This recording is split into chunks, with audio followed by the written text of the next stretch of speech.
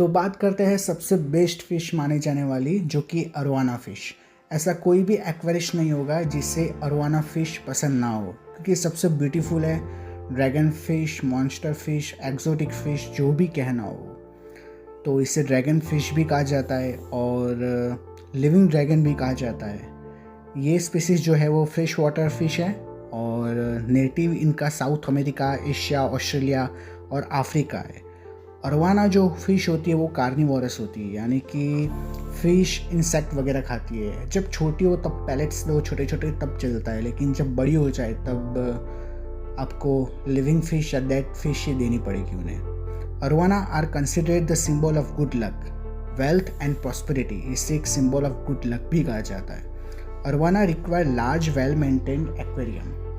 अरोवाना को छोटी टैंक में नहीं रख सकते, जैसे कि शार्क जो कैटफिश होती है, इरिडेशन शार्क, उससे छोटी टैंक में नहीं रखा जाता। वैसे अरोवाना फिश को भी नहीं रखा जाता। Some species are listed as endangered, यानी कि कुछ फिशेस ऐसी है अरोवाना में बहुत सी फिशेस आती है, तो कुछ फिशेस ऐसी है जो एंडेंजर्ड हो चुकी है, क्योंकि मोस्टली लोग एक्वेरियम में लाते हैं, रखते हैं, मर जाती है और ट्रेडिंग बहुत ज़्यादा बढ़ गई है। तो मेरी सबसे फेवरेट फ़िश और सबसे खास अरोवाना।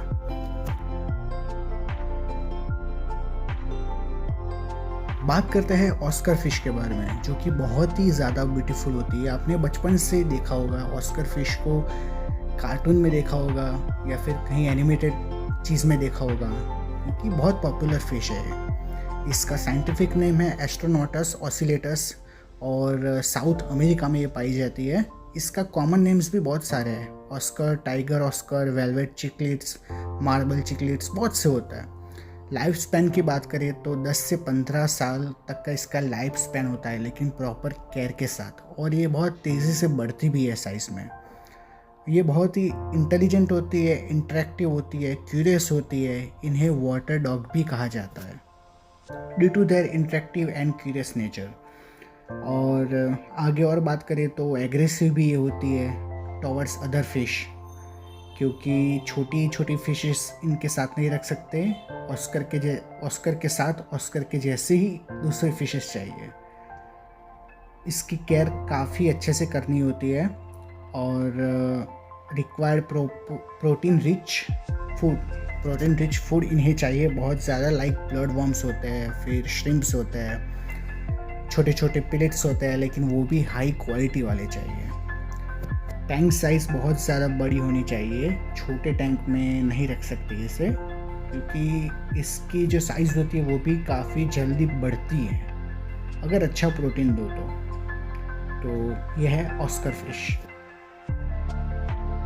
बात करते हैं फ्लावर हॉर्न के बारे में। तो flower horn fish are hybrid cichlids known for their vibrant colour. उनके कलर काफ़ी ज़्यादा ब्यूटीफुल होता है। Distinctive neutral hump and aggressive territorial nature, यानी कि उनका जो हेड होता है वो काफ़ी ज़्यादा बहुत बड़ा होता है। ऐसा फ़िश आपको कहीं और देखने को नहीं मिलेगा कि ऐसा कोई फ़िश हो जिसका हेड इतना अप हो।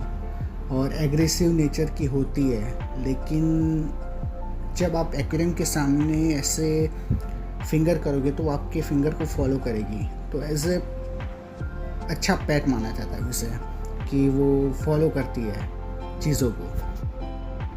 Flower horn fish are a result of cross breeding between various cichlid species, यानी कि फ्लावर हॉर्न जो फिश है वो ब्रीडिंग की हुई है बहुत से चिकलेट्स जो होता है, फिशेस वेरिएंट होता है उनके द्वारा। They are not suited for the community aquarium and require ample space to establish their territory, यानी कि ये फिश जो है वो अकेले ही रह सकती है।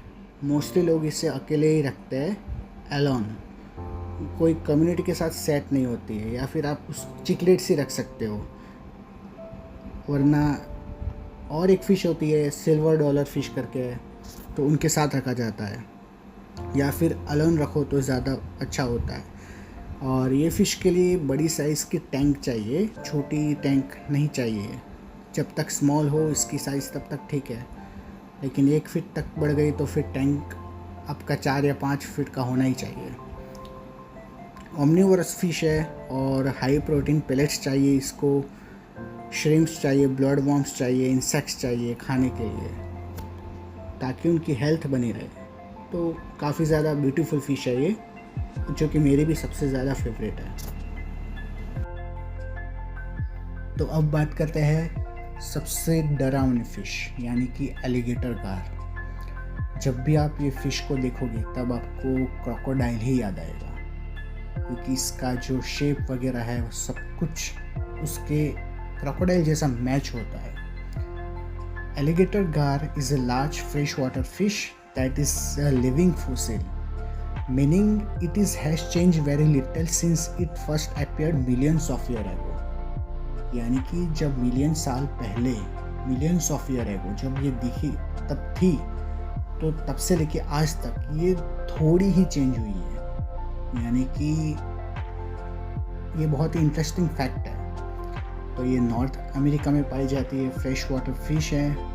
इसकी साइज़ जो होती है वो 6 फीट से लेके 10 फीट तक हो सकती है और इसका वेट 100 पाउंड से भी ज़्यादा हो सकता है। प्राइमरीली ये फिश जो होती है वो मिसिसिपी रिवर में पाई जाती है, जो कि साउथ ईस्टर्न यूनाइटेड स्टेट में है। Alligator gar are amphibious predator, primarily eating fish, but also consuming crustaceous insects, frogs, turtles, birds, and small mammals. यानी कि इसको अगर एक्वेरियम में रखना हो तो फिर छोटे छोटे पेलेट्स से काम नहीं चलेगा, आपको कुछ फिश ही लाके इसको देनी पड़ेगी, प्राइमरी फिश ही देनी पड़ेगी, या फिर और प्रॉन्स वगैरह है, श्रिम्प्स वगैरह है, वो सब भी दे सकता है। और ये 7 से 10 फुट तक लंबी हो सकती है और बहुत बड़ा टैंक चाहिए इसको रखने के लिए। तो हर किसी के बस की बात नहीं होती है ये फ़िश को रखना। लोग लाते भी है, रखते भी है, लेकिन केयर नहीं हो पाती तो मर जाती है। तो केयर करने वाले हो, बहुत बड़ी टैंक साइज़ लाने वाले हो तो ही इसको लाओ, वरना प्लान कैंसिल कर दो। तो अब बात करते हैं पिराना फ़िश के बारे में। तो पिराना जो कि फ्रेश वाटर फ़िश होती है और साउथ अमेरिका में पाई जाती है।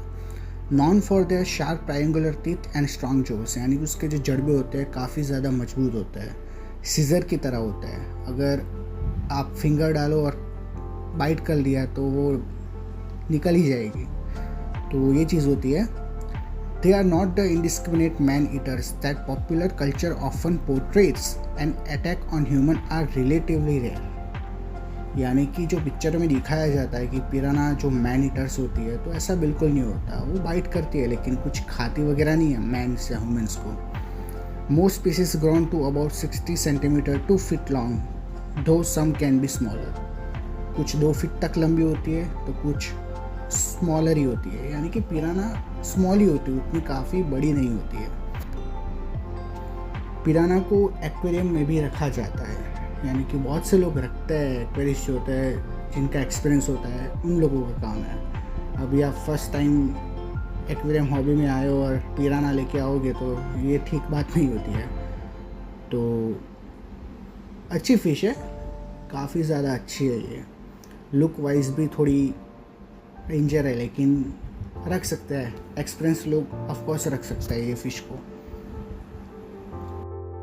अब बात करते हैं आरापेमा फ़िश के बारे में। Also known as the paiche are large fresh water fish found in the Amazon and Essequibo basin of South America. तो ज़्यादातर ऐसे यूनिक फिशेस साउथ अमेरिका में ज़्यादा पाई जाती है। They prefer slow moving gentle currents and shallow Pond's and lagoons, यानी कि शांत पानी होता है वहाँ पे ज़्यादा मिलती है। और इसकी हाइट बहुत ज़्यादा बड़ी हो जाती है, बहुत बड़ी हो जाती है।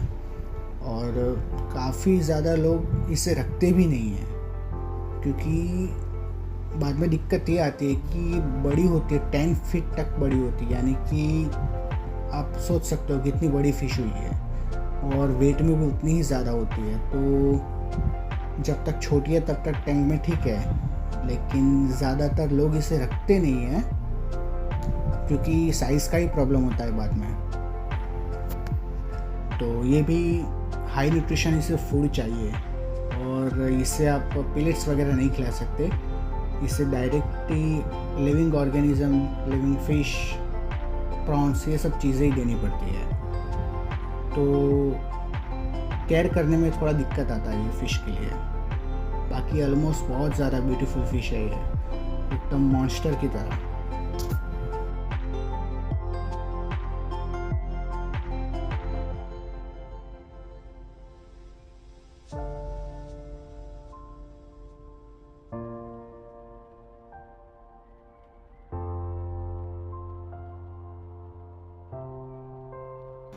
तो अब बात करते हैं शकरमाउथ कैटफिश, जो कि प्लेको फिश भी इसे कहा जाता है और ट्रॉपिकल फ्रेश वाटर फिश होती है। नेटिव है इसका साउथ अमेरिका और characterize by the unique sucking mouth and ability to survive in harsh condition including the being able to breathe air. यानी कि सबसे गंदा पानी भी हो जाएगा ना एक्वेरियम के अंदर, तभी भी ये सर्वाइव कर सकती है। और बहुत सी खास बात होती है इसके अंदर। These catfish are popular in aquarium for their algae eating habits and ability to help keep tank clean। यानी कि टैंक जो होते हैं उनको क्लीन रखती है ये फ़िश। हर एक्वेरियस के पास ये फ़िश होती ही है और रखनी भी चाहिए, क्योंकि किसी को ये हार्म नहीं करती है। लेकिन हाँ, अगर बड़ी हो जाए ये फ़िश तो प्रॉब्लम ये आती है कि किसी और फिश के ऊपर जाके चिपक सकती है। ऐसी बहुत जगह हुई है ऐसी चीज़ें। ज़्यादातर ये एग्रेसिव भी नहीं है बिल्कुल और फ्रेंडली फ़िश है और फिशेस के साथ। ये सर्वाइव कर जाती है mud for month without water, यानी कि कीचड़ में भी ये सर्वाइव करती है। मोस्टली ये फ़िश वही पाई जाती है जहाँ पे कीचड़ वगैरह होता है, पानी वगैरह होता है, तालाब वगैरह होता है, रिवर होता है, वहाँ पे। They are popular in aquarium, algae eater है ये और ये टैंक क्लीन करने के लिए सबसे बेस्ट फिशेस है। हालांकि वो पूरी टैंक क्लीन नहीं करेगी, वो तो हमें करनी पड़ेगी, लेकिन कुछ हद तक ये कर लेती है। तो अब बात करते हैं ईल फिश के बारे में, जो कि फ्रेश वाटर फिश है और tropical and sub tropical region में पाई जाती है। Swamp eels are typically found in marshes, ponds and dams areas and many species can bury themselves in the mud when water source dry up। यानी कि पानी सूख जाता है तब वो मड के अंदर चली जाती है। आप एक्वेरियम में इसे रखोगे तो मिट्टी जो होगी नीचे उसके अंदर सबस्ट्रेटम में चली जाएगी, आपको विजिबल नहीं दिखेगी। ये इस तरह गायब हो जाएगी कि पता ही नहीं चलेगा कि टैंक में फ़िश है या नहीं। तो अपने आप को हाइड करके रखती है ये फ़िश, उसका नेचर ही ऐसा है। बहुत ही ज़्यादा लंबी होती है और इसका साइज़ अगर बहुत ज़्यादा बढ़ता है तो स्नेक से भी बड़ी लगती है ये फ़िश। और 8 to 28 इंच तक ये लंबी होती है। इन्वायरमेंट इसका मार्शस, पॉन्ड, ये सब होना बहुत ज़्यादा ज़रूरी है। तो एक्वेरियम में रख सकते हो, लेकिन उस प्रकार का इन्वायरमेंट क्रिएट करना पड़ता है इसके लिए। स्टोन नीचे रखे हो एक्वेरियम के अंदर तो ये ठीक बात नहीं होती है। जैसे जैसे फ़िश होती है वैसा उसका इन्वायरमेंट रखना पड़ता है। अब बात करते हैं रेड टेल कैटफिश के बारे में। Is a fresh water fish native to South America, known for it vibrant and red tail and large size. उसकी पूँछ होती है वो रेड होती है, इसलिए रेड टेल कैटफिश कहा जाता है। मूँछें बहुत बड़ी होती है। While they can reach 1.8 meter, most typically average 1.1 to 1.4 meter in length। बहुत बड़ी साइज़ की होती है ये fish and require very large tank और पॉन्ड। या तो आप पॉन्ड बनाओ या फिर बहुत बड़ी साइज़ का टैंक लाओ इसके लिए, तभी ये रह पाएगी, वरना नहीं रह पाएगी। और इसका जो एज होता है, life span 15 to 20 years something होता है। तो रेड टेल कैटफिश काफ़ी ब्यूटीफुल होती है और मोस्टली सभी एक्जोटिक फ़िश के साथ सरवाइव कर जाती है। अब बात करते हैं लास्ट फिश, जो कि है रेनबो स्नेक हेड। काफ़ी ब्यूटीफुल फिश है ये। Is a fresh water aquarium fish non for its vibrant colour and relatively easy care. इसमें केयर काफ़ी ज़्यादा इजी होता है ये फ़िश के लिए। These snakeheads are native to Asia and are often kept in community aquarium due to their peaceful nature। Aggressive बिल्कुल नहीं होती है ये फ़िश, पीसफुल होती है।